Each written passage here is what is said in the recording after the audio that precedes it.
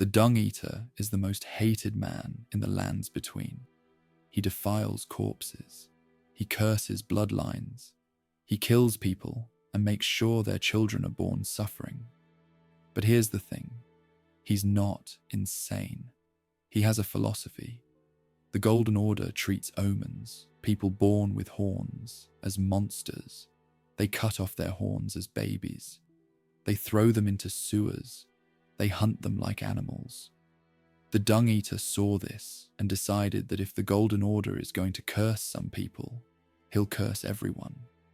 He'll defile every bloodline so that every child is born an Omen. Every family will suffer. No one gets to be pure. No one gets to be blessed. This is the complete story of the Dung Eater, from the Omen curse to the Seedbed Curse, from his murders across the lands between to his plan to curse the world forever. You'll learn about the Omen killers who murder horned babies. You'll learn about Morgoth and Mog, the royal Omens hidden in shame. And you'll learn why the Dung Eater believes that eternal suffering is better than selective cruelty. He's the most disturbing character in Elden Ring.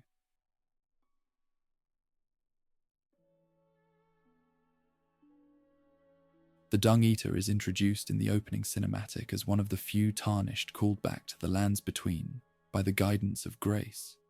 He is presented alongside legends like Huaralu and Sir Gideon Ofnir, but his introduction is intentionally repulsive. He is shown hanging from a gallows, surrounded by a mob that clearly despised him in life. He is defined by absolute filth and a loathsome reputation that precedes him across every kingdom. While other tarnished seek the Elden throne to restore order or claim power, he has a much darker ambition. He seeks the throne only to institutionalize a biological nightmare. Most characters in Elden Ring have a motivation you can eventually understand or even pity. They want to protect their family, save their home, or restore a broken world. The Dung Eater is the glaring exception. He is a man who has looked at the suffering of the world and decided that the problem wasn't the pain itself, but that the pain wasn't being shared equally. He represents the ultimate manifestation of spite. He is not a revolutionary looking to liberate the oppressed. He is a predator who wants to turn everyone into prey. His presence in the Round Table Hold is an immediate red flag for the player. He sits in a room filled with spectral, red energy. Surrounded by corpses he has already defiled.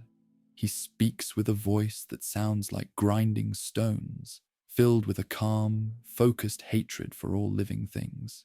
He does not hide his intentions. He tells you plainly that he wants to curse you and everyone you've ever known. He is a character that challenges the player's morality from the very beginning. His existence asks why the greater will would call back a man so fundamentally evil to lead the world. The Dung Eater is a parasite on the soul of the lands between. He understands the fundamental laws of the Erdtree and the cycle of rebirth better than almost anyone else. And he uses that knowledge to break the system from the inside. He doesn't just kill people, he ends their future. He ensures that their souls can never find peace or return to the roots of the tree. He is a professional of the macabre. His goal is a world where the sun is blocked by a sickly grey fog, and the only sound is the screaming of the unborn. This introduction sets the tone for the most disturbing questline in the game. To follow the Dung Eater is to witness the total degradation of the human spirit. He is the personification of the rot that exists in a society that tries to hide its sins. By the time you finish his story, the gold of the Erdtree feels like a thin veneer over a sea of filth. He is the loathsome Dung Eater, and he is the only character who truly wants to make sure that the nightmare of the lands between never ends.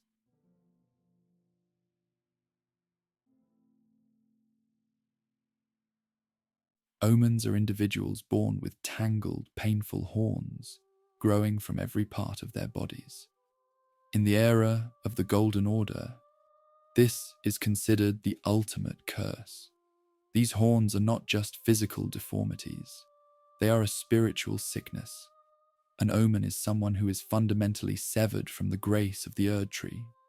They are viewed as walking blasphemies, living evidence of a primordial era that the Golden Order tried to erase. To be born an omen is to be born into a life of absolute shunning and state-sanctioned cruelty. The nature of the curse is deeply tied to the metaphysics of death. In the lands between, a normal soul returns to the Erdtree upon death to be reborn. This is the promise of the Golden Order. However, the Omen curse prevents this return.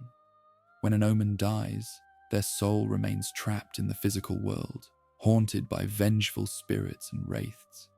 They are locked in a cycle of eternal nightmare, unable to find rest or the peace of the roots. This makes the condition a terrifying prospect for anyone living under the Erdtree's law. It is a death that never ends. Physically, the condition is excruciating. The horns grow in irregular, jagged patterns, often piercing the skin or growing into the eyes and joints. Many omens are born with a massive, hulking physique and a strength that is almost animalistic. This physical power only makes them more feared by the common folk. They are seen as monsters rather than people. The Golden Order teaches that the horns are a sign of a fell soul, a mark of someone who has been rejected by the gods before they even took their first breath. The origin of the curse is likely a throwback to the Crucible, the primordial state of the world where all life was blended together. In that era, horns and scales were seen as signs of divinity. But when the Golden Order rose to power, they redefined purity as something strictly human and golden. Anything that resembled the chaotic blending of the Crucible was rebranded as a curse. The omens are the ghosts of the ancient world trying to push their way into the new one. They are a biological rebellion against the sterilization of life. This context is essential for understanding the Dung Eater. He looks at these shunned, suffering beings and sees a weapon. He doesn't pity the omens for their pain. He envies the permanence of their curse. He understands that the Golden Order is a fragile system of light, and the Omen curse is a darkness that the light cannot touch. By spreading this condition, he isn't just making people ugly, he is deleting their connection to the gods. He is using the Omen curse as a surgical tool to cut the world away from the Erdtree forever.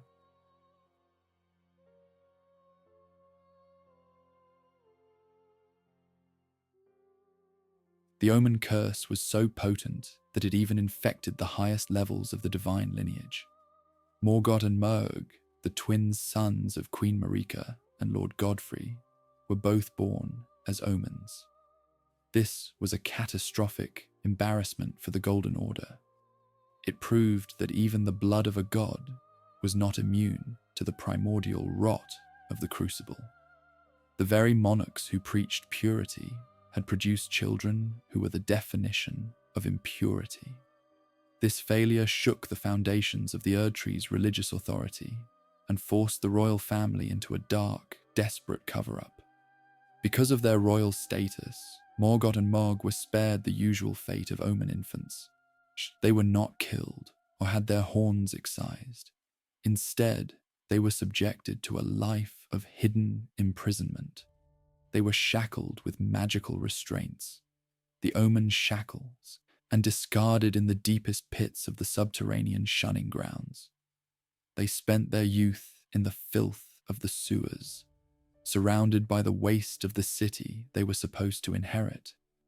Their existence was a secret that Marika tried to bury beneath the floorboards of her capital. The twins responded to their shunning in opposite ways. Morgoth remained tragically loyal to the order that rejected him.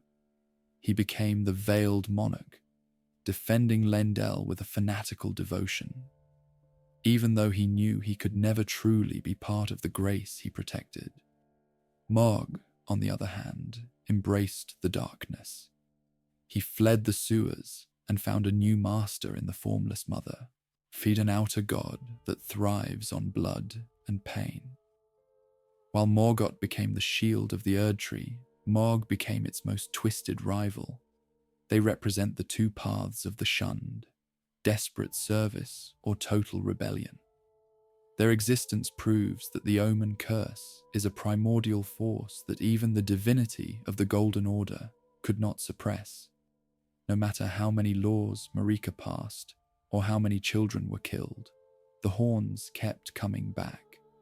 The curse is a fundamental part of the world's biology.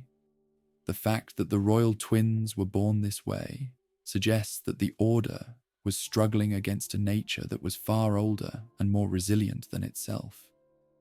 The sewers of Lendel were not just a prison. They were a record of the god's inability to control the chaos of life. The Dung Eater is obsessed with this royal failure. He knows that if the sons of Marika can be cursed, then everyone can be cursed.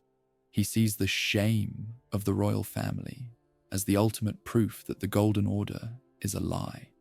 He doesn't want to hide the curse in the sewers like Marika did. He wants to bring the sewers to the surface. He wants to force the world to look at the monsters it created and realize that there is no escape. Morgott and Morg are the blueprints for the Dung Eater's vision of a world where every king and every peasant is born in the dark.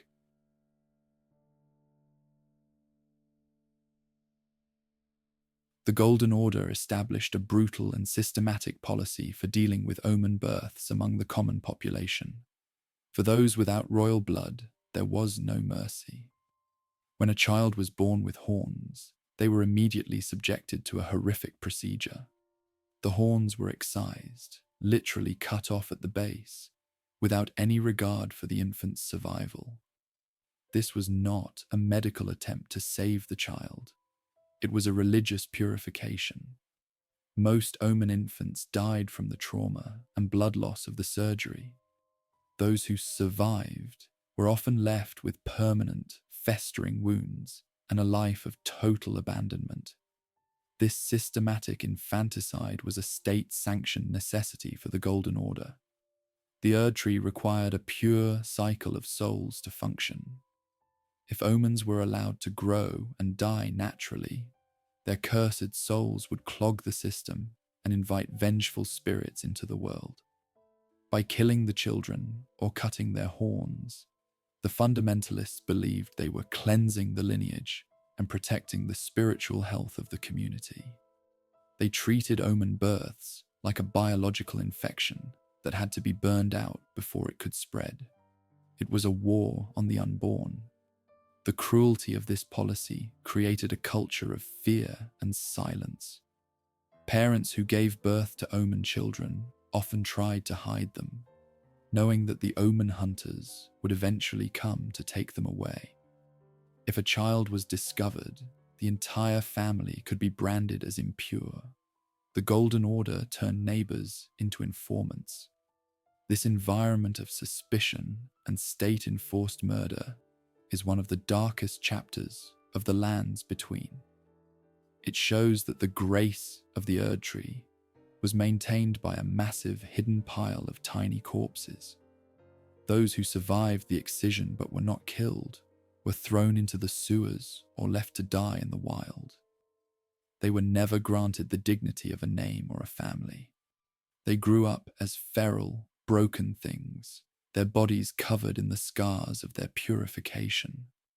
This created a generation of Omens who were filled with a primal, justified rage against the light. The Golden Order created its own enemies through its obsession with perfection. Every Omen you fight in the sewers is a survivor of a massacre that the history books of Lendel refuse to mention. The Dung Eater finds this policy of infanticide to be the height of hypocrisy. He sees the Golden Order's attempt to cleanse the world as a pathetic struggle against the inevitable. He doesn't hate the Omen hunters for killing babies. He hates them for being so selective. His response is to make the purification impossible. He wants to curse so many children that there won't be enough hunters to kill them all. He wants to turn the Golden Order's exception into the rule, ensuring that the cycle of infanticide is replaced by a cycle of universal defilement.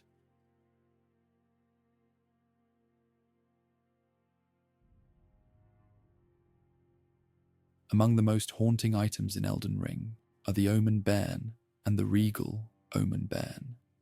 These are small, grotesque dolls or charms that the player can use to unleash vengeful wraiths upon their enemies. Their description reveals a heartbreaking reality. These were toys or focus points made for Omen infants.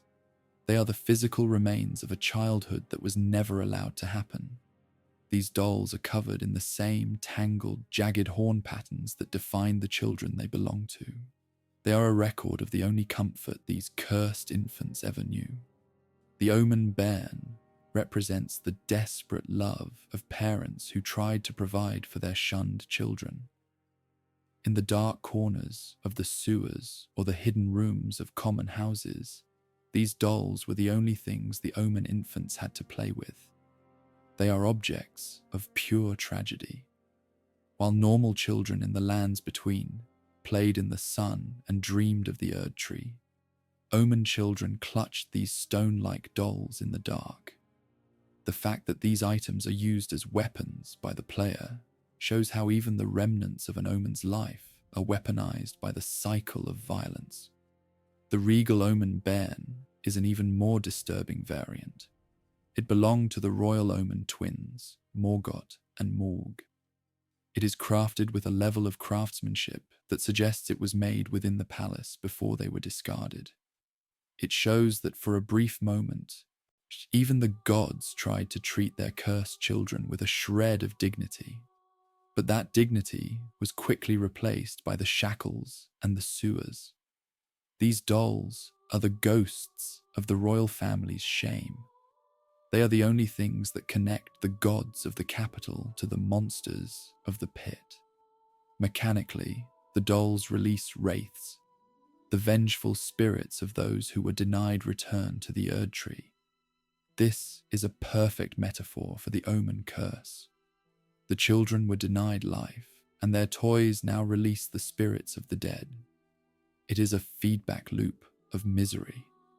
The Omen Bairn is a tiny, physical piece of evidence for the Golden Order's crimes. It is a reminder that the Order didn't just kill monsters, it killed babies. It turned the most innocent parts of life, toys and play, into the tools of a permanent spiritual nightmare. The Dung Eater doesn't care about the tragedy of these dolls, but he understands their power. He knows that the wraiths are the true enemy of the Erdtree. He wants to create a world where every child is born with an Omen Bairn in their hands. He wants to fill the sky with the wraiths of the defiled until the light of the sun is completely extinguished. For the Dung Eater, these dolls are not sad relics. They are the seeds of a new world. He wants to turn the crying of the infants into a roar that will shatter the Elden Ring once and for all.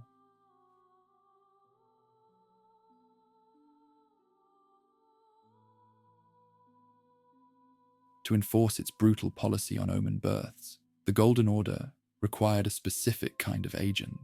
This role was filled by the Omen killers, and their leader was a man named Rollo. Rollo was once a famous healer. He is a man dedicated to the preservation of life. But he was recruited by the state to handle the Omen problem. To perform the horrific task of hunting and killing Omen children, Rollo realized he could not remain human. He drank a draught of physic that was specifically designed to deaden his emotions and freeze his heart. He turned himself into a biological machine for infanticide. Rollo's transformation is a chilling example of what the Golden Order required from its servants. It didn't just want soldiers, It wanted men who had discarded their humanity. Rollo became the first Omen killer, a figure of terror who traveled the land to purify the population. He wore a mask with long white hair and used massive serrated cleavers to excise the horns from living infants. His existence is the proof that the grace of the Erdtree was a system that required a professional class of child murderers to function. He was the cleaner of the gods' mistakes. The Omen killers as a group are a dark mirror of the Omens themselves. They wear armor that mimics the appearance of the cursed, covered in shorn-off horns and grotesque, bloated shapes. This is a psychological tactic meant to mock their victims. They become the monster to kill the monster. They haunt the places where omens are born, acting as the judge, jury, and executioner for the impure. The fact that these men are celebrated as heroes of the Order shows how deeply the morality of the world has been warped by the fear of the curse. Rollo eventually became a spirit ash that the player can summon, a silent shadow of his former self. He represents the burnout of the Golden Order's ideology. He spent his entire life killing children in the name of a purity he could never achieve. He is a man who was hollowed out by his own duty. He shows that the Golden Order didn't just destroy the Omens, it destroyed the men who were sent to kill them. Rollo is the original sin of the Omen killers, a man who traded his soul for a cleaver and a bottle of numbing medicine. The Dung Eater looks at men like Rollo with a specific kind of contempt. He doesn't hate them for being killers. He hates them for being tools. He sees the Omen killers as the pathetic janitors of a dying god. He wants to create a world where there are no more healers and no more killers, only the cursed. He wants to make Rollo's job impossible by making the curse universal. For the Dung Eater, Rollo is just a minor obstacle in the path of the grand defilement. He wants to turn the hunters into the hunted, and he wants to use their own cleavers to end the age of grace.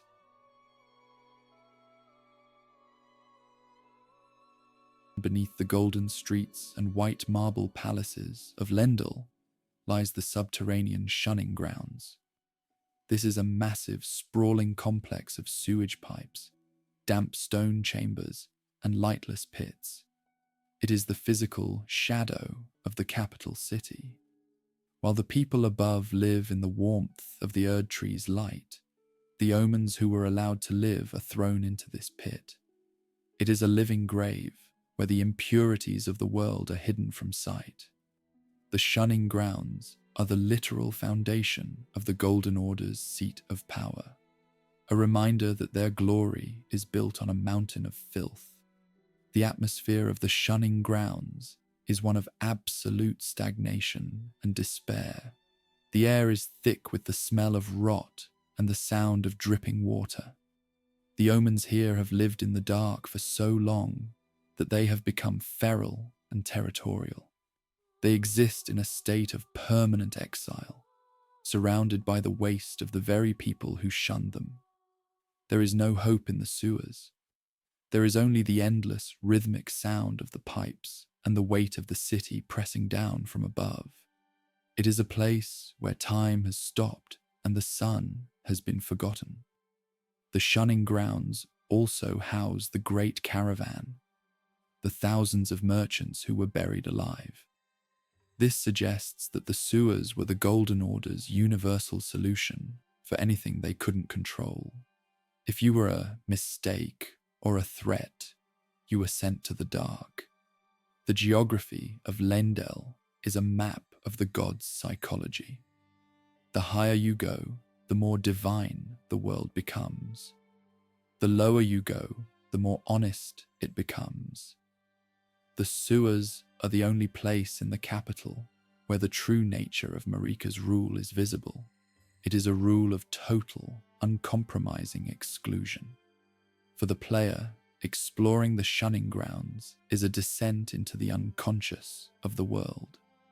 you see the shackles of the royal twins, the bodies of the merchants, and the bloated forms of the Omen infants who survived the hunters. It is a place that challenges the beauty of the surface. It forces you to realize that the Golden Order is a parasitic system that maintains its order by creating a chaos beneath it. The sewers are the bill for the Age of Grace, and the total is coming due. The Dung Eater feels a deep, spiritual connection to the Shunning Grounds. He doesn't view them as a prison, he views them as a holy site. He sees the filth and the darkness as the true state of the world. He wants to open the valves and let the sewage of the Shunning Grounds flood the streets of Lendil. He wants to drown the palaces in the same rot that the Omens have been forced to live in for centuries. For the Dung Eater, the Shunning Grounds are not a secret to be hidden. They are the seedbed for the future. He is the man who emerged from the dark to make the whole world a sewer.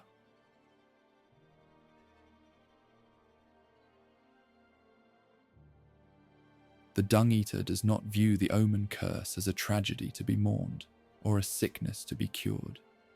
Instead, he views it as a blessing. His philosophy is built on a foundation of absolute, scorched earth spite against the Golden Order. He recognizes that the Erdtree thrives on exclusivity and the separation of the pure from the impure. To the Dung Eater, this selectivity is the ultimate lie. He believes that if the world is going to be cruel, it should be equally cruel to everyone. He wants to ensure that every person born, and their children, and their children's children, is born an Omen, forever severed from the grace of the gods. His goal is the institutionalization of the nightmare. He isn't interested in temporary violence or a simple political coup. He wants to rewrite the biological laws of the universe.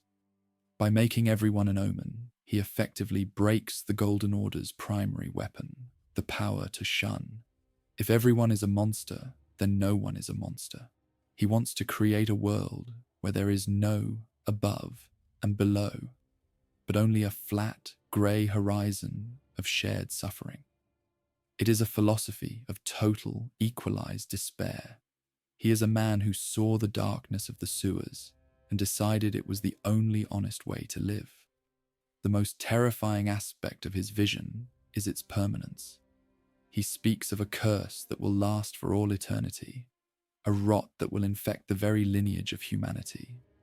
He wants to be the father of a new, defiled race. He finds a deep, perverse joy in the idea of a mother looking at her newborn child and seeing the same jagged horns that once led children to the slaughter. He wants to turn the miracle of birth into a source of horror. For the Dung Eater, the blessing is the freedom from the Erdtree's false promises. He offers a world where you never have to worry about being worthy of grace, because grace no longer exists. He is often compared to a leveler, someone who wants to tear down the high and the mighty. But unlike a political rebel, he has no interest in justice or equality in a positive sense. He only believes in equality of pain. He is the ultimate nihilist. He sees the beauty of the lands between as a mask for the filth beneath, and he wants to rip that mask off permanently. He doesn't want to save the Omens. He wants to use their suffering as a blueprint for the rest of humanity. He is a man who has looked into the abyss and decided to build a house there. His hatred for the Golden Order is personal and visceral. He views the followers of the Fingers as blind and pathetic, clinging to a light that has already faded. He wants to be the one who finally puts the light out. By cursing the children of the world, he is attacking the future of the Erdtree itself. He is ensuring that there will be no more souls to feed the roots and no more heroes to defend the throne. The Dung Eater's philosophy is the final, logical conclusion of a world that chose to build its peace on a foundation of exclusion. He is the inevitable bill that the Golden Order cannot pay.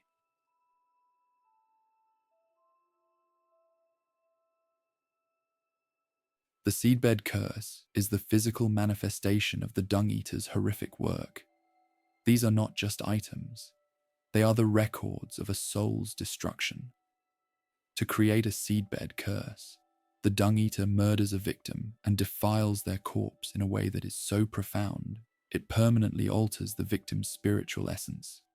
He plants the seed of the Omen curse within the body at the moment of death. This ensures that when the soul attempts to return to the Erdtree, it is rejected and transformed. The victim is reborn, not as a spirit of grace, but as a cursed omen, haunted by wraiths for all eternity. The defilement is never explicitly described in the game, which only adds to the horror. It is implied to be something visceral, disgusting, and ritualistic. The Dung Eater targets the very core of a person's being. He doesn't just kill the flesh, he rapes the destiny of the soul. When you find a Seedbed Curse in the world, it is always on a corpse that is slumped in a chair, surrounded by blood and filth. The victim's posture suggests a slow, agonizing death, where they were forced to witness their own desecration.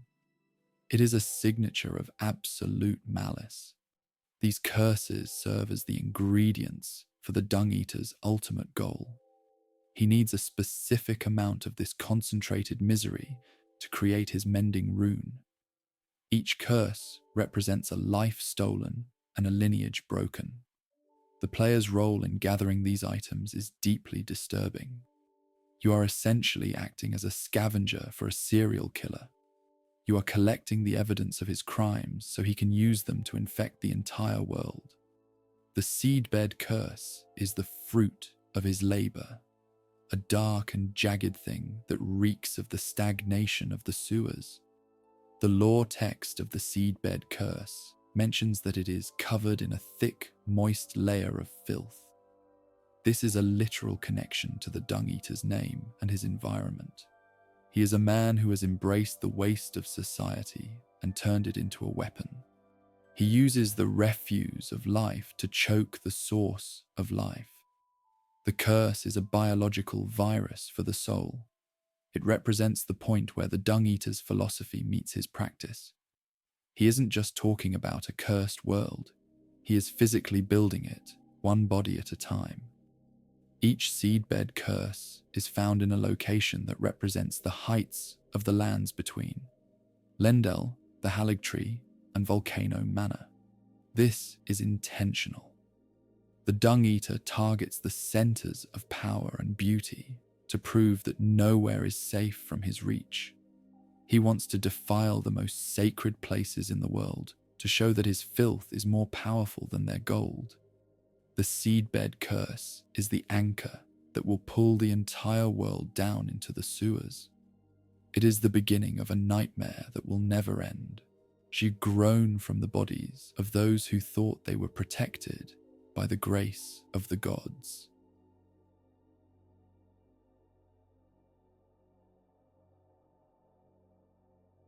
The player witnesses the true depth of the Dung Eater's depravity through the death of Blackguard Big Boggart.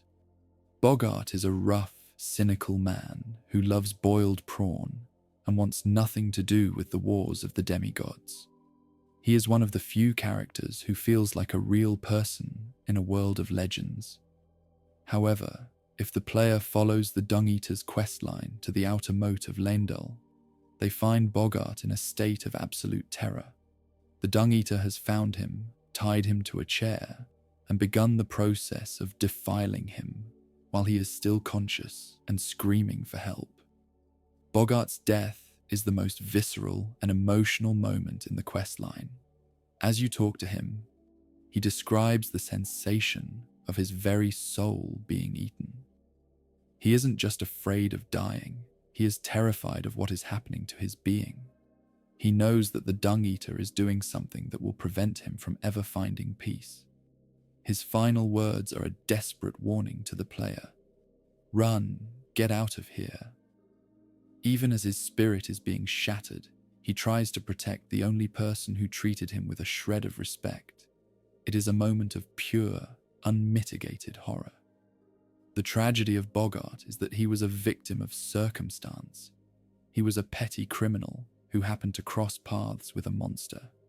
His death serves as the demonstration for the Dung Eater's philosophy.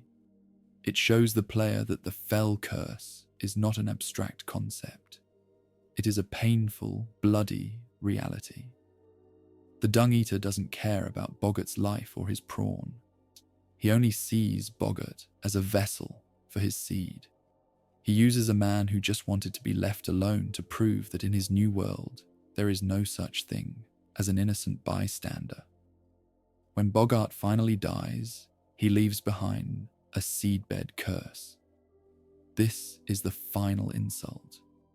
The man you shared a meal with has been reduced to a quest item for a serial killer.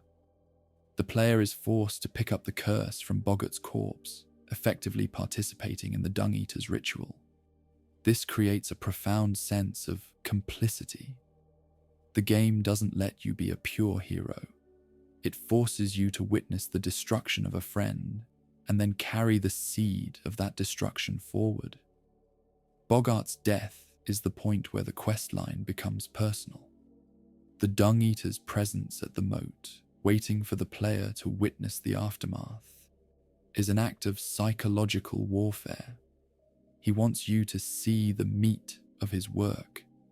He wants you to understand that his blessing is a process of total degradation. Bogart was a man of the earth, a commoner who lived by his own simple rules. By defiling him, the Dung Eater is showing that his curse will consume everything, even the most grounded and human parts of the world. Bogart's death is the end of hope for the common man in the lands between.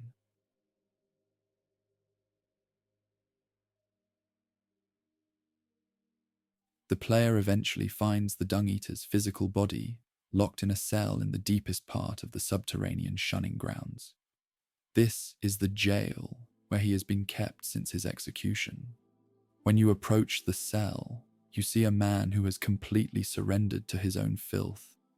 He is seen banging his head against the stone wall in a rhythmic, obsessive fashion. He is surrounded by the waste of the sewers, looking less like a tarnished and more like a feral animal. This is the source of the red phantom that sits in the Round Table hold. His spirit is a monster, but his body is a wreck. The state of his cell is a physical representation of his mind. It is a small, damp stone box filled with the refuse of the city above. The Dung Eater has lived in this environment for so long that he has become part of it. He doesn't beg for mercy or ask for food. He only begs for the player to release him so he can continue his work. He is a man possessed by a single, monolithic idea. He doesn't feel the cold or the filth. He only feels the heat of his own hatred. He is the most dangerous person in the sewers because he is the only one who is there by choice. Releasing him is a moment of profound moral consequence. The door to his cell is a barrier between a localized madness and a universal catastrophe. By turning the key, the player is making a conscious decision to unleash a predator upon the world. The Dung Eater doesn't thank you. He doesn't offer you a reward. He simply tells you that he will go out and kill until the world is ripe for his curse. He treats the player as a facilitator for his nightmare. He is a man who has been shunned by the light and has found a terrifying power in the dark. The location of his cell near the Great Caravan and the other Omens is significant. It shows that he has been living in the heart of the Golden Order's failure. He has been listening to the screams of the buried and the wailing of the horned children for centuries. His insanity is not a random malfunction. It is a direct product of his environment. He is the distilled essence of the Shunning Grounds. He is what happens when a human mind is forced to live in the shadow of a perfect sun for too long. He is the sewer's answer to the Erdtree. When the cell door opens, the loathsome legacy of the Dung Eater is reborn. He leaves the sewers not to find a new life, but to turn the rest of the world into a sewers. He is the Red Phantom made flesh, a man who carries the stain of his imprisonment with him like a badge of honor. Finding him in the jail is the moment the player realizes that the Dung Eater is not just a ghost or a spirit. He is a physical infection that is about to spread. He is the man in the box, and he is finally ready to show the world what he learned in the dark.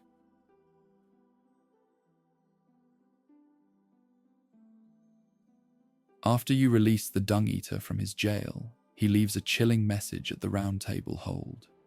He doesn't flee or hide. Instead, he challenges the player to meet him at the outer moat of Lendel. He views the player not as a savior, but as a vessel that is finally ready to be defiled. He promises to grant you his loathsome blessing, a phrase that is the ultimate mockery of the Golden Order's grace. To the Dung Eater, a blessing is the act of being cursed. He wants to share his filth with the only person who was brave enough to let him out. The meeting at the moat is an act of predatory gratitude. He wants to kill the player because he respects your capacity for violence. He sees in the tarnished a kindred spirit, someone who is willing to walk through the blood and the rot to reach the throne. But he doesn't want you to be a king of light. He wants you to be the seedbed for his new world. He believes that by defiling a powerful tarnished, he can create a curse that is even more potent. He is a man who blesses the world by destroying everything that makes it beautiful. The loathsome blessing is his term for the Omen condition. He describes it as a state of eternal, screaming nightmare. He finds a terrifying religious joy in the idea of being severed from the Erdtree. To him, the grace of the gods is a shackle that keeps humanity weak and deluded. The blessing is the freedom of the monster. He wants to save you from the light by drowning you in the dark. It is a philosophy of liberation through degradation. He is a prophet of the fell curse, and he is ready to perform his first miracle on you. This encounter is the first time the player has to fight the Dung Eater in his physical form. He fights with a desperate, heavy ferocity. He doesn't use the refined techniques of a knight. He uses the raw, hacking violence of a butcher. He wants to break you physically before he defiles you spiritually. The loathsome blessing is a gift of blood and horns. He represents the end of the road for the tarnished's dignity. If you lose this fight, your story ends in a chair at the moat, becoming another seedbed for his nightmare. Ultimately, releasing him is the original sin of the player's journey. You have given a monster a license to kill. The Dung Eater's blessing is the shadow that will now follow you for the rest of the game. He has made you his partner in the defilement of the world. Whether you kill him or help him, you have already been stained by his release. The loathsome blessing is the realization that the path to the Elden throne is paved with the bodies of those you failed to protect. He is the man who blesses the world with fire and filth, and you are the one who opened his cage.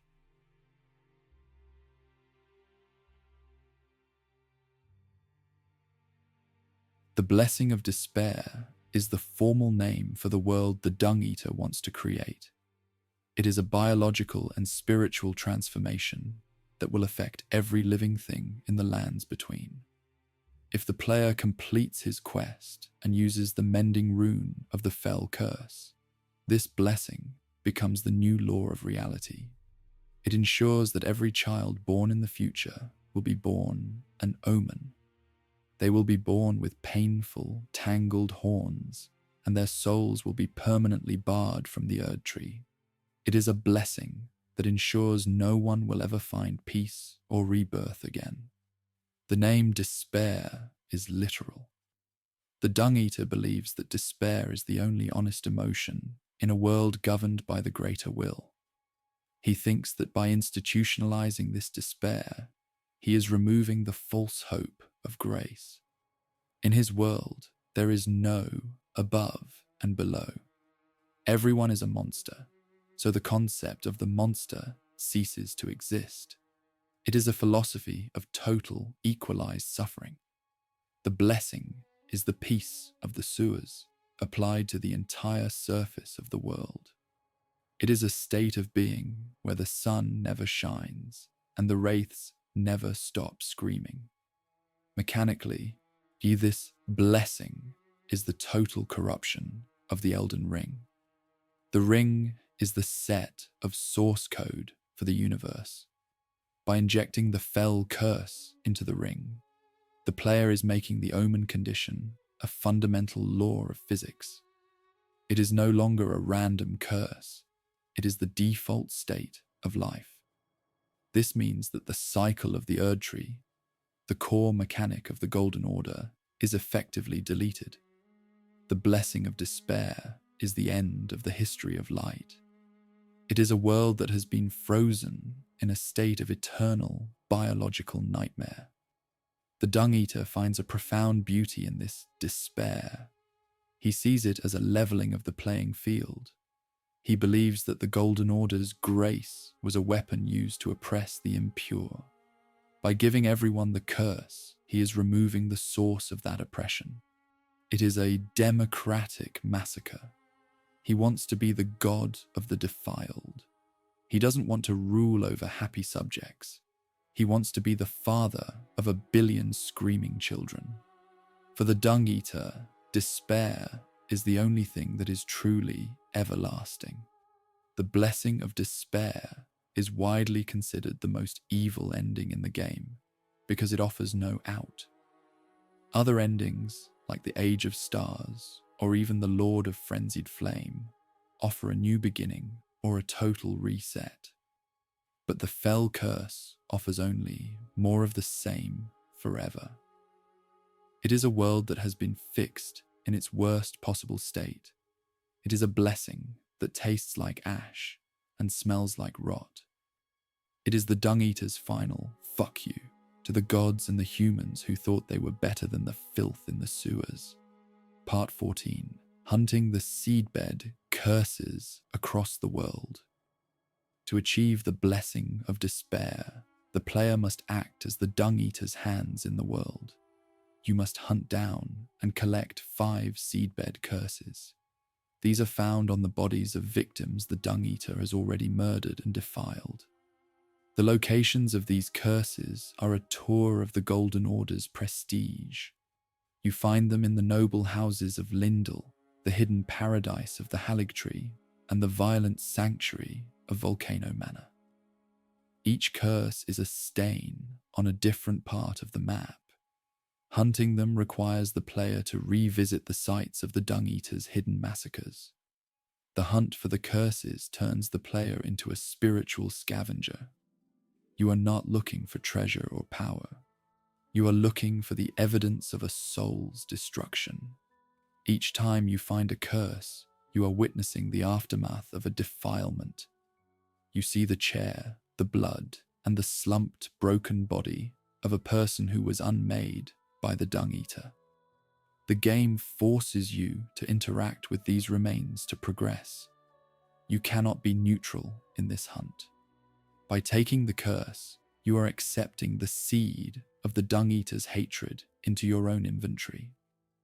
The distribution of the curses shows the Dung Eater's ambition. He didn't just target the sewers or the slums, he targeted the elite. He went to the Erdtree, Miquella's attempt at a new world, and defiled the people there to show that even New Hope is vulnerable to the old rot. He went to Volcano Manor, the center of rebellion against the Erdtree, to show that even rebels are just meat for his seed. The hunt is a demonstration of universal reach. No matter how high you fly or how far you hide, the Dung Eater's filth will eventually find you. Gathering the 5 curses is the ritual of commitment. Once you have them, you must return to the Dung Eater's physical body in the sewers and feed them to him. This is the moment the quest turns into a contract.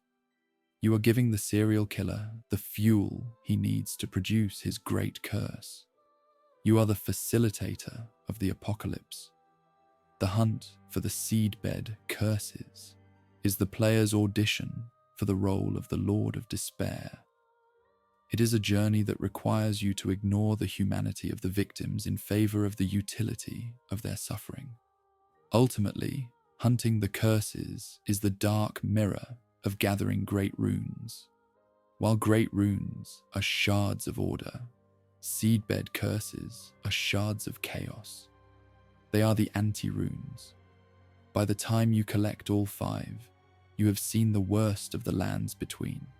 You have walked through the palaces and the sewers, and you have found the same blood in both. The hunt for the Seedbed Curses is the process of being sensitized to the Dung Eater's worldview. You are the one who completes his work, and the world will never forgive you for it.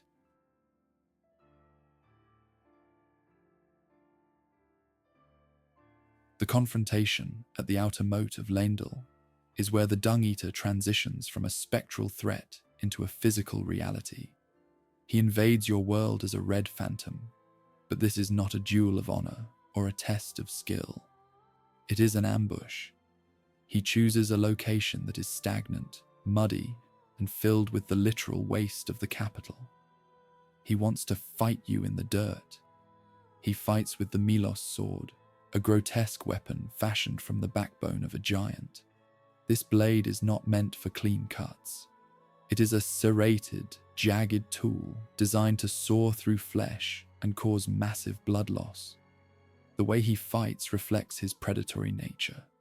He uses a specialized shriek that decreases your defense and saps your spirit. He wants to wear you down slowly, mimicking the way he breaks the minds of his victims before he touches their bodies. There is a frantic, heavy energy to his movements. He doesn't move with the grace of a knight or the precision of an assassin. He hacks at you with the raw weight of his hatred. He is a man who has replaced technique with pure, unadulterated malice. He doesn't just want to kill you, he wants to humiliate your soul in the mud. This invasion is triggered by the murder of Big Boggart. The Dung Eater uses the death of your friend as a lure to pull you into the moat. He wants you to see the body in the chair so that your mind is distracted by grief and horror when he strikes. He is a master of psychological warfare. He understands that a tarnished is most vulnerable when their sense of justice is offended. He mocks your attempt to be a hero by turning the moat into a slaughterhouse. He is the personification of the ugly truth that exists outside the city walls. If you defeat him here, he doesn't disappear with a graceful bow. He fades away while cursing your name, promising that the defilement has already begun. He treats his defeat as a temporary setback in a war that he has already won. He has already planted his seeds. He has already broken Boggart. Even if you kill his phantom, the stain of his presence remains in the water of the moat. He has turned a strategic location into a crime scene that you can never unsee. The invasion is his way of telling you that you are now part of his story, whether you want to be or not. The outer moat is the boundary between the civilized world of the Erdtree and the loathsome world of the sewers. By invading you here, the Dung Eater is claiming the territory for himself. He is showing that the Golden Order's walls are meaningless if the monster is already standing in the moat. He is the infection that has reached the gates. After this fight, the player realizes that the Dung Eater is not just another NPC with a quest. He is a force of nature that is actively trying to rewrite the ending of your journey. Part 16. His armor. The Omen Killer. Set. The armor worn by the Dung Eater is one of the most significant visual clues to his twisted psyche. It is a heavy, bloated set of brass-colored plates that are covered in shorn-off horns. This is an intentional and cruel mockery of the Omen condition. A true Omen grows horns as a part of their body, a painful and inescapable part of their biology. The Dung Eater, however, is a normal human who has grafted these horns onto his suit of armor. He is wearing a costume of the very curse he claims to worship. He is a man who wants to look like a monster, so he can strike fear into those who serve the light. The most disturbing detail is that these horns are shorn. This implies that the Dung Eater, or those he stole the armor from, collected the horns from Omen infants who were subjected to the Omen hunter's cleavers.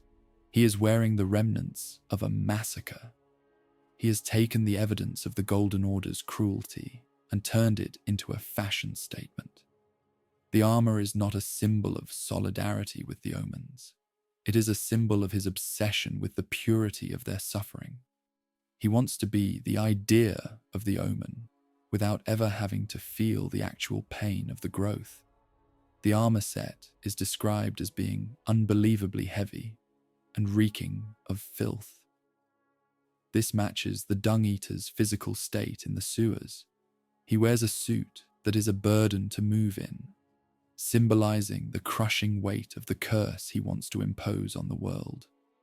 The helmet features a wide, grinning face with a sun-like crest that has been defaced.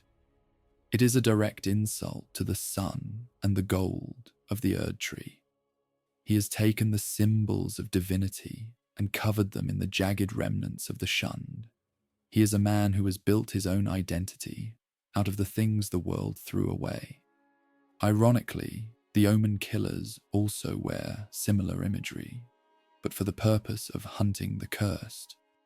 The Dung Eater has reclaimed the look of the hunter to become the father of the curse. He has blurred the line between the victim and the executioner. When the player wears this armor, they notice that it provides immense protection, but makes them look repulsive. It is a trade-off. You gain the defense of the monster at the cost of your human appearance. The armor is a trap. It encourages the wearer to stop caring about how the world sees them, just as the Dung Eater did long ago. The Dung Eater's armor is the final proof that he is a performer of the macabre. He understands that symbols have power.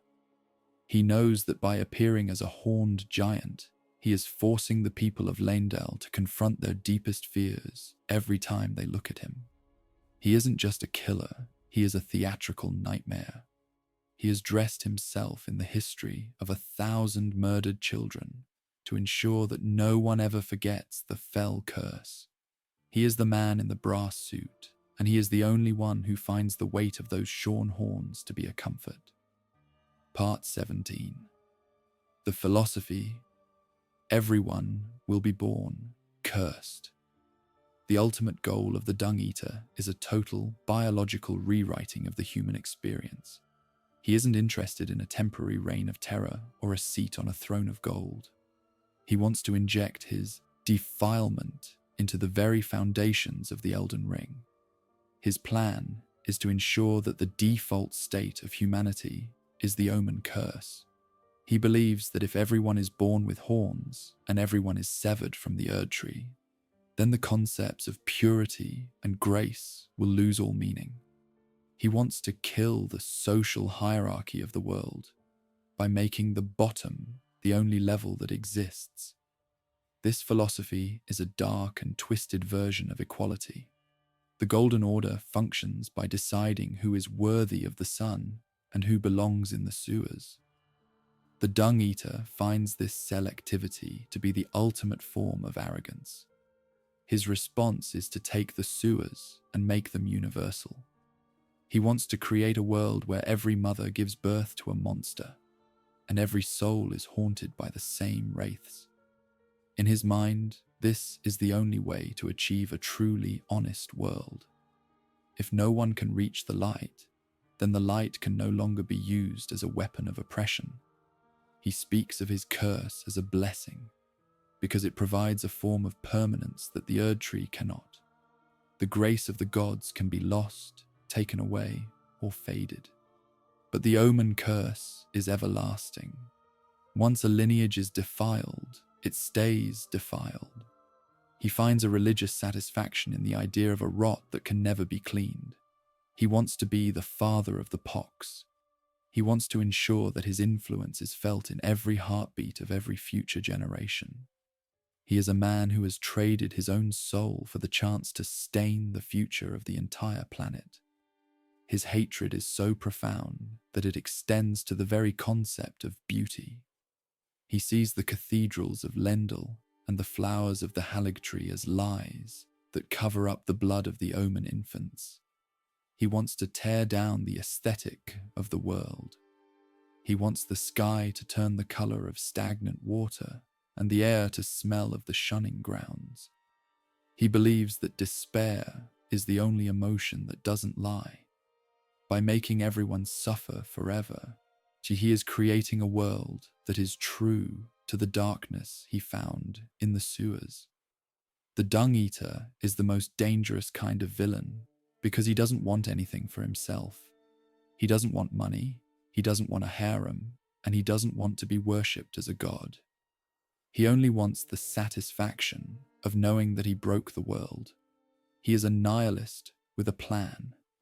He is the person who decides that if he can't have a soul, then no one gets to have a soul. His philosophy is the suicide of the species, a slow-motion apocalypse that begins with a mending rune and ends in a world where the screaming never stops.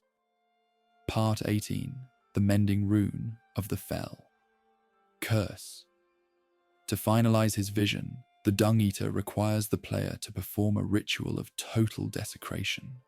Once you have gathered the 5 Seedbed Curses, you must return to his physical body in the sewers and feed them to him. This is not a gesture of healing. It is the final gestation of his hatred.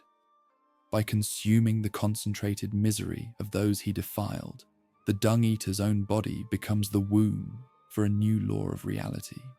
He dies in the process, his physical form collapsing under the weight of the filth.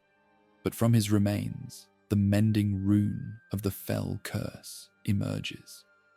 This rune is a dark, jagged, and repulsive object.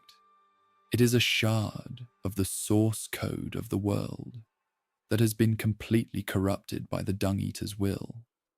Unlike other mending runes that seek to restore order or introduce a new logic of stars or life, the Fell Curse rune is an infection. It is designed to be slotted into the Elden Ring to ensure that the defilement becomes a permanent part of the universe's physics. It is the concentrated essence of everything that the Golden Order tried to shun. It is a virus that will turn the Erdtree into a pillar of rot.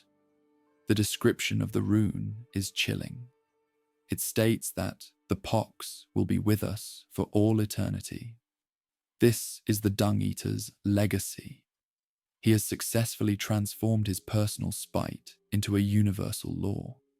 By holding this rune, the player is holding the death warrant for the human form. You are holding the key to a world of endless nightmare.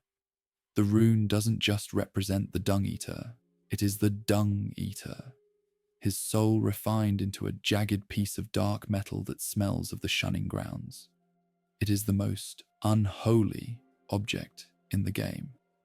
Choosing to use this rune at the end of the game is the ultimate act of treason against life. You are taking the mending rune and forcing the Elden Ring to accept the blessing of despair. You are telling the universe that the sewers were right and the sun was wrong. The ritual in the jail is the point of no return. You are standing over the cooling corpse of a serial killer and taking his great work to the finish line. You have become the midwife for a god of filth. The mending rune of the fell curse is the final verdict on the player's morality. It asks if you are willing to destroy the future of every living thing just to see the Golden Order fall. It is a weapon of absolute destruction that leaves the world intact but makes life not worth living. When you slot this rune into the broken ring, you aren't mending anything. You are ensuring that the break is permanent. You are the Lord of the Fell Curse, and your throne is a pile of shorn-off horns and seedbed curses. Part 19. The Fell Curse. Ending. A world of eternal suffering. When the player uses the mending rune of the Fell Curse to repair the Elden Ring, the world experiences a transformation that is widely considered the most evil ending in the game. The golden sky of the Erdtree is replaced by a sickly, murky grey. The air becomes heavy and stagnant. This is the Age of Despair. It is a world where the sun no longer provides warmth or grace. The blessing has been applied to reality, and the result is a landscape that feels like it has been drowned in the sewage of the capital. It is the institutionalization of the Shunning Grounds on a global scale. In this new age, the cycle of life and death is fundamentally broken. There is no more returning to the Erdtree, and no more rebirth in the traditional sense. Every child born in this era is an omen. They are born in pain, with horns that twist through their flesh, and they are born into a world that is haunted by vengeful spirits. The Fell Curse is now the natural state. The Dung Eater's dream has come true. Everyone is a monster, so there is no one left to shun them. But the cost is a world where everyone suffers from the same agonizing, eternal nightmare. This ending is a victory for stagnation. The world doesn't end in a spectacular fire like the frenzied flame, or a mysterious journey like the Age of Stars. It simply rots in place. It is a world that has been frozen in its most repulsive form. There is no progress, no healing, and no hope for a new order.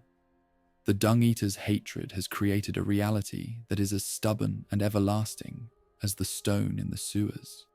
You are the Elden Lord, but you are ruling over a graveyard of the living. The psychological weight of this ending is immense. You have condemned every future generation to a life of physical deformity and spiritual haunting. You have ensured that the wraiths, the spirits of those who were denied grace, are now the primary inhabitants of the world. The blessing of despair is a world where the screaming never stops. It is the ultimate expression of the sunk cost fallacy of vengeance. You destroyed the Golden Order, but you replaced it with something infinitely worse. You chose the pox over the light. Ultimately, the Fell Curse ending is the darkest mirror of the player's journey. It shows that in the pursuit of tearing down a corrupt system, you can easily become a monster that is far more terrifying than the one you were fighting. The Dung Eater's ending is a world without a tomorrow. It is the final verdict on a species that couldn't find a middle ground between holy infanticide and universal defilement. The sky is grey, the horns are growing, and the loathsome legacy of the Dung Eater is now the only thing that is truly everlasting. Part 20. Why he hates the Golden Order. The Dung Eater's hatred for the Golden Order is not a simple political disagreement or a desire for power. It is a visceral, spiritual rejection of the hypocrisy of grace. He looks at a world that calls itself golden and pure, while it systematically murders children in the sewers and hides its mistakes beneath the floorboards. He finds the selectivity of the Erdtree to be the ultimate form of arrogance. He hates the gods because they have the power to decide who is worthy and who is loathsome. His vengeance is a leveling of the playing field. He finds the concept of grace to be a shackle. In his mind, the guidance of grace is a tool used by the greater will to manipulate the tarnished into fighting its wars. He sees the holy laws as a cage that keeps humanity from embracing its true chaotic nature. By spreading the Omen curse, he is liberating people from the false promises of the gods. He believes that if the Order won't give everyone grace, then he will give everyone the curse. He is a prophet of the common misery. He wants to remove the carrots and the sticks of the Erdtree entirely. His hatred is also fueled by his own shunning. He was a man who was executed and thrown away, a man who was told he was loathsome before he even began his work. He embraced the label. He decided that if the world was going to call him Dung Eater, he would become the most loathsome version of that name imaginable. He is a monster created by a holy system. His story asks a difficult question. Does a system that is capable of the Shunning Grounds deserve to be destroyed? The Dung Eater is the answer to that question. He is the return of the repressed. He hates the nobility and the knights of Lendl because they represent the efficiency of the Order. They are the ones who clean the streets and keep the peace, while the Omens rot below. He wants to show them that their peace is a fragile illusion. He targets the prestige of the world to prove that his filth is more resilient than their gold. He wants to drown their cathedrals in the same sewage they produced. His hatred is a form of cosmic vandalism. He wants to spray paint his curse over the face of the sun. Ultimately, the Dung Eater's hatred is the mirror of the Golden Order's exclusion. You cannot create a holy state by discarding the unclean without those unclean parts eventually coming back to haunt you. The Dung Eater is the wraith of the Golden Order's conscience. He hates the Order because it tied the knot of its own destruction. He is just the one who is pulling the string. He is the man who realized that the Order was built on a lie, and he decided that the only truth left was the rot at the bottom of the world. Part 21. The Omen's Perspective. Champion or Tormentor? There is a fascinating and dark debate within the lore community regarding the Dung Eater's relationship with the Omens themselves. On one hand, he is the only character who seeks to make their condition universal. By spreading the fell curse, he is removing their status as outcasts. In a world where everyone has horns, the Omens are no longer the monsters. Some might argue that he is a champion of the shunned, a man who is forcing the world to accept their form. He is the one who redeems the sewers by making the whole world a sewer. However, a closer look at his actions reveals a much more predatory relationship. The Dung Eater has no love for the Omens. He does not seek to help the Omen infants, or to ease the pain of the royal twins. He uses the Omen condition as a weapon of spite. He is tormenting the world with the condition rather than vindicating the people who have it. He is a man who saw the suffering of the Omens and decided to use it as a blueprint for a universal nightmare. He is not their savior, he is their parasite. He has stolen their tragedy to fuel his own madness. The true Omens, like Morgoth, would likely find the Dung Eater to be the most repulsive creature in existence. Morgoth spent his life trying to prove that even an Omen could be pure and loyal to the Erdtree. He wanted to overcome his curse. The Dung Eater wants to institutionalize it. He is the anti-Morgoth. He is taking the stain that Morgoth tried to hide and making it the new standard. For a noble Omen, the Dung Eater is not a liberator. He is a man who is desecrating their existence by turning it into a tool of nihilistic revenge. The Omen infants who were killed by the hunters are used by the Dung Eater as seeds. He doesn't mourn their deaths. He harvests their curses. This is the ultimate exploitation. He has taken the worst thing that ever happened to a group of people and turned it into a religion of hate. He is a tormentor who has dressed himself in the skin of his victims to better mock the gods. He represents the way that victimhood can be weaponized into something that is far more destructive than the original oppression. Ultimately, the Dung Eater is the final insult to the Omens. He ensures that their suffering will never end, even if they win. In his age of despair, the Omens are still haunted by wraiths and still born in pain. The only difference is that now everyone else is too. He hasn't fixed the curse. He has just spread the infection. He is not the champion of the impure. He is the man who decided that the purity of the world was worth destroying, and he used the Omens as the match to light the fire. He is the monster who lives in the shadow of their tragedy. Part 22. Boggart's last words. Run, get out of here. The death of Big Boggart at the outer moat is the moment the Dung Eater's crimes become personal for the player. Boggart was a simple man who found a way to survive the madness of the lands between by selling boiled seafood and keeping to himself. He was one of the few characters who offered a sense of normalcy in a world of cosmic gods. But when you find him tied to that chair, his spirit is already being dismantled. His last words are not a plea for his own life, but a desperate warning for you to save yourself. He tells you to run because he has felt the touch of something that is far worse than death. Boggart's description of the defilement is the most visceral account of the Dung Eater's impact in the game. He speaks of the sensation of his soul being eaten from the inside out. This isn't just physical pain, it is a spiritual violation. He realizes that his connection to the world and any hope of a peaceful afterlife is being permanently severed. The Dung Eater is not just a killer, he is a consumer of potential.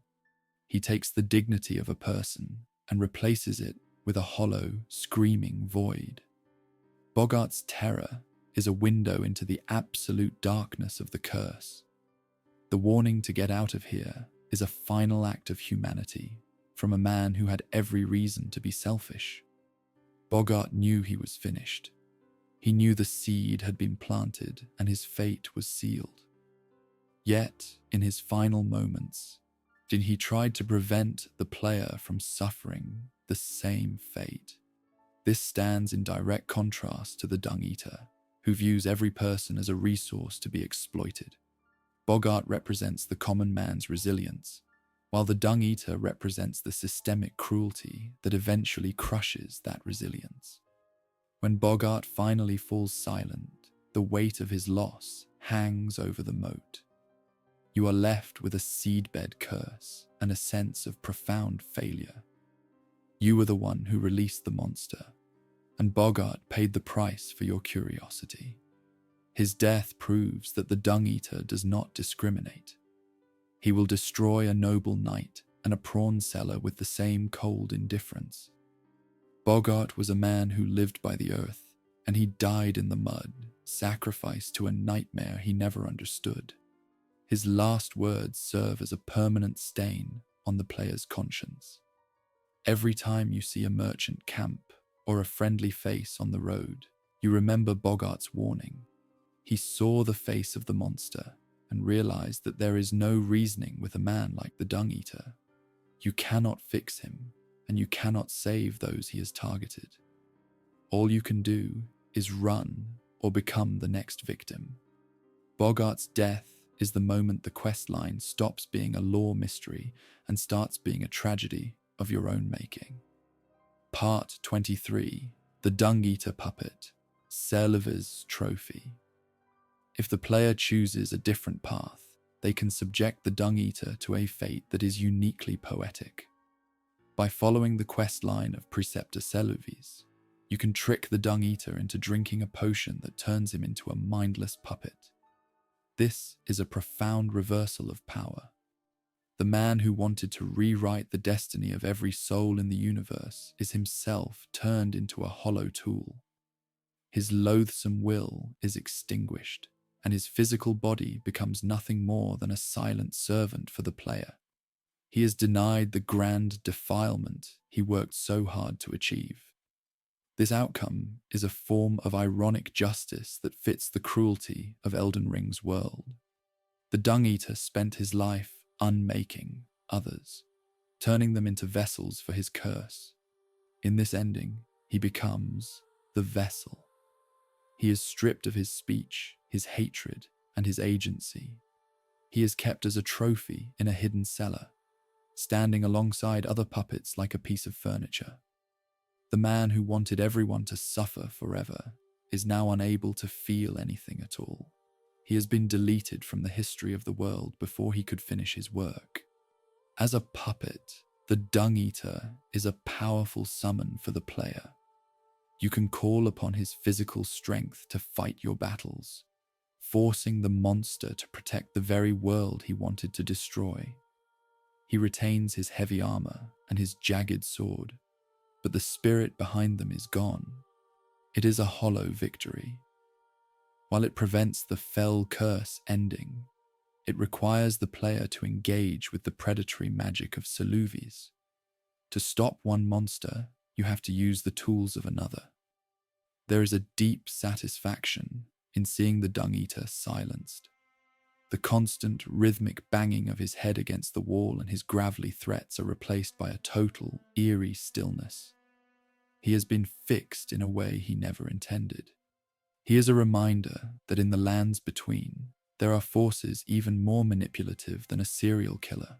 Seluvis's puppets are a different kind of horror, one based on the total erasure of the self. For the Dung Eater, this is the ultimate defeat. He didn't get to curse the world, he just became a toy. Ultimately, the puppet ending is the only way to neutralize the Dung Eater without participating in his ritual. It allows the player to claim his power while rejecting his philosophy. But it also serves as a warning about the nature of power in this world. To defeat the man who wanted everyone to suffer, you turned him into a mindless slave. It is a cold, clinical solution to a visceral problem. The Dung Eater remains a loathsome figure, even in his silence, a reminder of the darkness that you had to embrace to stop the sun from turning grey. Fire Part 24. The loathsome legacy, the most hated man alive. The Dung Eater holds a unique position in the world of Elden Ring, as the only character who is universally reviled. In a land filled with cannibals, murderers, and manipulative gods, he is the one person that every faction agrees is a mistake. Sir Gideon Ofnir, who is himself a man of questionable morality, speaks of him with genuine disgust. Even the inhabitants of Volcano Manor, who have dedicated their lives to blasphemy and the hunting of their own kind, find the Dung Eater's methods to be repulsive. He is the only character who has no allies and no redeeming qualities. This total isolation is a key part of his character. He doesn't want to be liked, and he doesn't want to belong to a community. He is the personification of the antisocial impulse. He represents a darkness that is so pure it even offends other villains. While others seek to change the world for a specific reason, he seeks to ruin it out of pure spite. He is the outlier in every social system. He is the shit in the gold, the unavoidable stain that reminds everyone that the world is built on a foundation of waste. His reputation is his primary weapon. The very mention of his name causes fear and revulsion. This infamy allows him to operate in the shadows of the capital for years. People are so afraid of him that they would rather hide and hope he passes them by than stand up and fight him. He is a legend of the gutter. He has taken the most insulting name possible and made it a title of terror. He has successfully replaced his human identity with a loathsome legacy that will outlast his own life. The fact that the greater will called him back as a tarnished is a point of intense lore debate. It suggests that the grace of the Erdtree is indifferent to morality. It only cares about the capacity for violence and the potential to reach the throne. The Dung Eater is the proof that the gods are not good, they are just powerful. By including a monster like him in the pool of potential lords, the Erdtree has admitted that its order is a sham. He is the loathsome legacy of a system that cares more about strength than soul. He remains the most hated man alive, because he is the only one who is honest about his hatred. Everyone else hides behind honor, duty, or the stars. The Dung Eater tells you exactly who he is and what he wants to do to you. He is the villain that the world created and then tried to forget. His legacy is the grey sky and the screaming infants. He is the man who looked at the beauty of the lands between and decided that the only thing it was missing was a permanent, universal defilement. Part 25. Is he insane or righteous?